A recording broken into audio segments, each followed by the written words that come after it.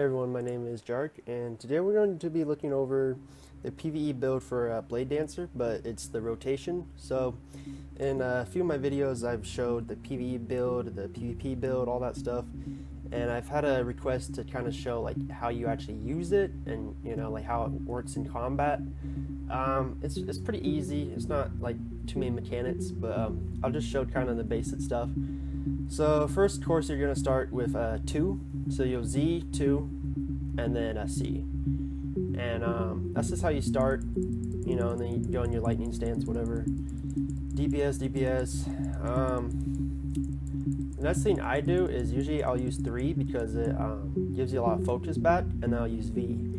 And what V does, it resets the cooldown of your Flaming Scourge, which is your main ability you want to use when you're in lightning draw. So as you can see, the cooldown of my stuff is like really short, so I can use it almost right away. That's basically the core factor. So you just let me just wait for cooldown. So you Z to C, and then bam, you're in lightning stance, and you just DPS away. You're pressing L and B and then F, and keep doing that. L and B, F. A lot of DPS, really fun. And yeah, when you can't use F anymore, I use 3 for recovery of your focus, and then V, because V actually costs a good amount of focus to use, so you definitely don't want to use it when you're low on focus already. But yeah, definitely you want to use your Z before you use your V, because as you can see here, the V, which is Storm Cleave, it reduces the cooldown of your Z by 9 seconds. So you always want to use your Z first, and then use your V when you want to get the cooldown lower. So right now I have it at about a 40-second cooldown because I have the Sky Petal Planes, which the Sky Petal Plane Soul Shields, legendary ones, which reduces cooldown by 10 seconds.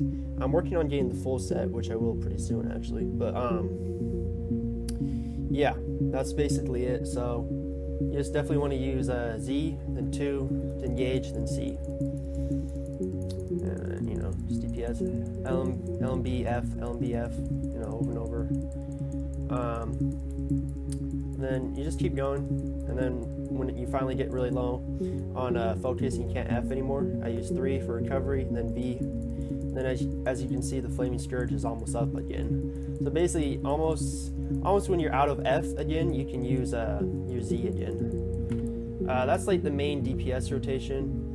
The other stuff would be while you're 1, basically Soaring Falcon. What I'll do sometimes, like when I'm engaged and I'm low on focus, I'll go back and then I'll throw the Soaring Falcon, and that's a way to recover focus if you're out and you don't have your 3 up. Also, if it's a boss, when you engage with 2, you can Phantom Grip them, of course, because that's really useful for your party. I discussed this in my other video, but your ETS is whoops, I didn't mean to use it. Your ETS is you can choose whichever one you want. Some people do go the where is it at? Some people would go the damage because it puts you in lightning stance, and it's another way to get into it, but personally I don't really think it's needed. I like the resist more for like the bosses, because when you're doing, let's face it, when you're doing like high-end bosses, you want to have the iframes and you want to have the healing, which is actually really strong. It heals you like a lot. So that's something I always use. If I'm going through like a really easy dungeon, like Lair of the Frozen Fang or Yeti or something, I'll probably use the DPS ETS, but otherwise I use this for the iframes, because more iframes the better. Your Q is iframe, E is iframe, pretty easy.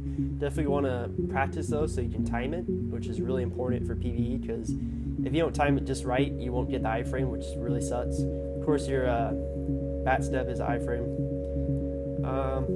Yeah, that's about everything. Oh yeah, and your tab, basically you press F and it'll give a soul vortex party for your party. So it's basically like your resist for your party. Super strong. You just want to use it when like your boss is going to use like a really powerful ability and you need the iframes. Also,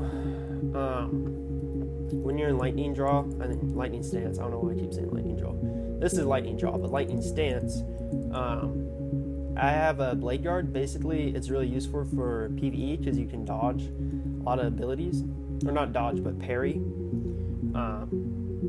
Some people do go flash step. I mean, it gives a little bit more DPS, but I don't really think it's necessary. You don't really need it.